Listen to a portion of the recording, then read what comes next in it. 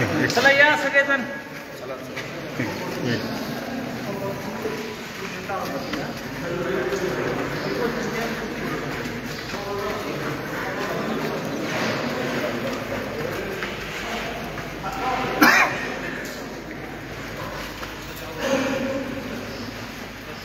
कितीचे pump आहेत हे? 1350.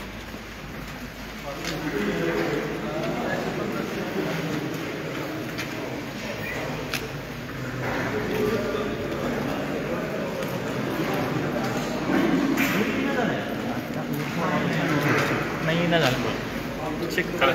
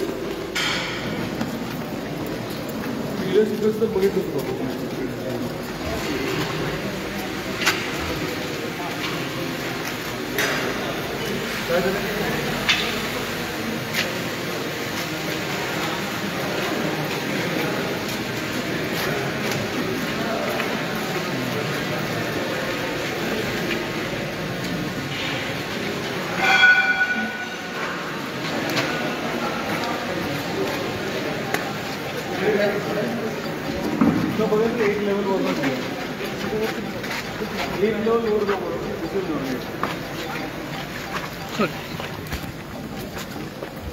दादा इथंच मुलाखत तुमची बाईट करून बघायचं आहे. अजून पाणी करू खाली इथं बाईट घ्या खाली आल्यावर. चला ठीक आहे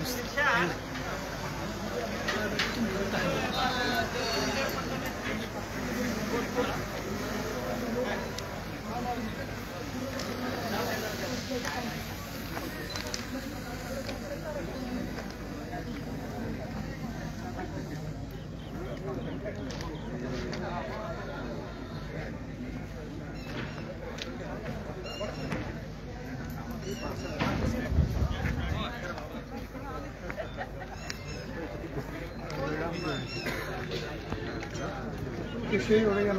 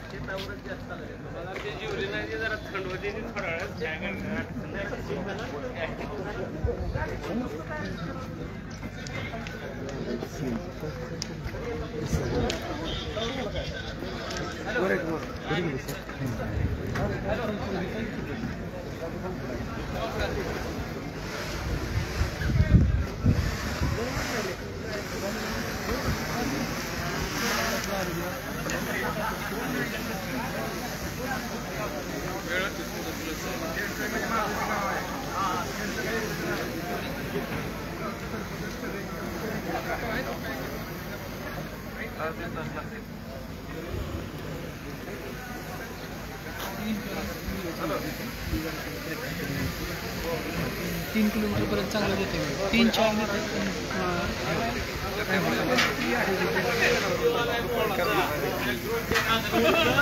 सगळ्याला चावलं.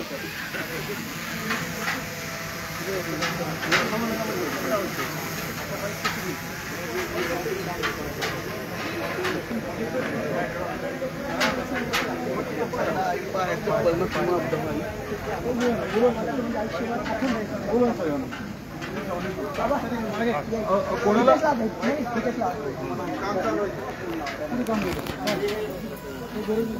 पुढे येते बाईक कशाला उडत घ्यायची हे पण बाईक घेऊन बाईक साठी या इकडे बाईक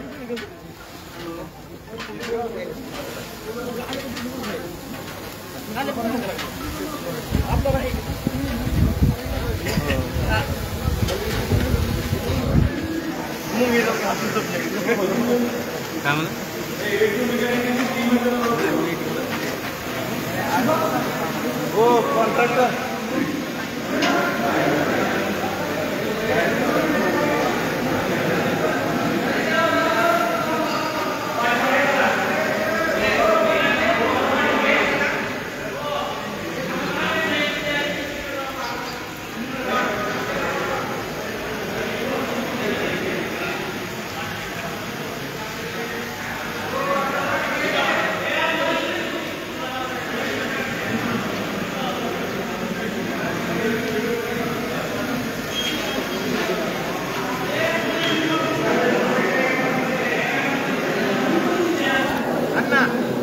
पलीकडे सरकार पलीकडे जावा तिच्या लास्ट मध्ये जावा त्या दोघांच्या तुमचं वर आहे. हो ठीक आहे आम्ही येऊ देतो तुम्हाला. अरे ऐका एक मिनिट दादा एक मिनिट तिथपर्यंत पोहोचणं सुद्धा झालंय तिथपर्यंत पोहोचणं सुद्धा झालंय म्हणून कसं पाहिजे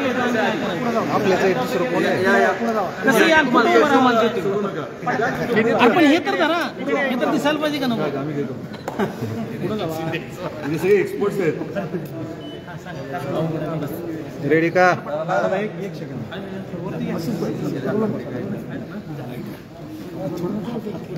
नाही मला हीच करता येणार. रेडी दादा पाहणी करताय काय सांगा. कृष्णा मराठवाडा सिंचन प्रकल्प हा आपल्या सर्वांसाठी अतिशय महत्त्वाचा विषय आहे. या योजनेचं भूमिपूजन जे आहे आत्ता चालू असलेल्या टप्प्याचं भूमिपूजन आपले आदरणीय उपमुख्यमंत्री देवेंद्रजी फडणवीस साहेबांनी गेल्या वर्षी केलं आणि या कामावरती युद्ध पातळीने सर्वांनी ताकद लावली होती. त्या अनुषंगाने सद्यस्थितीमध्ये काम किती झालं आहे, काय शिल्लक आहे, अडचणी काय आल्या या आपल्या सर्वांना समजाव्या, आपल्या माध्यमातून जनतेपर्यंत हे पोचावं. गेल्याच महिन्यामध्ये देवेंद्रजी फडणवीस साहेबांनी या विषयाची बैठक घेतली होती.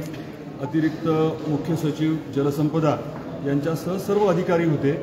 याचा आढावा घेतला होता आणि डिसेंबरपर्यंत पश्चिम महाराष्ट्रातलं पाणी रामदरामध्ये यायलाच हवं या अनुषंगाने त्यांनी निर्देश दिले होते. त्यानंतर कामाला स्वाभाविकच आहे की अजून सुसूत्रता आली आणि दोन अडचणी, एकतर जास्त पाऊस पडल्यामुळे अपेक्षेपेक्षा जास्त पाऊस झाल्यामुळे आणि घाटणे बॅरेजच्या तिथे सीना नदीतलं पाणी बऱ्यापैकी जास्त पर्क्युलेट झाल्यामुळे थोडासा वेळ लागला. आणि दुसरा विषय असा आहे की भूसंपादन करत असताना जवळजवळ 95% भूसंपादन झालं आहे.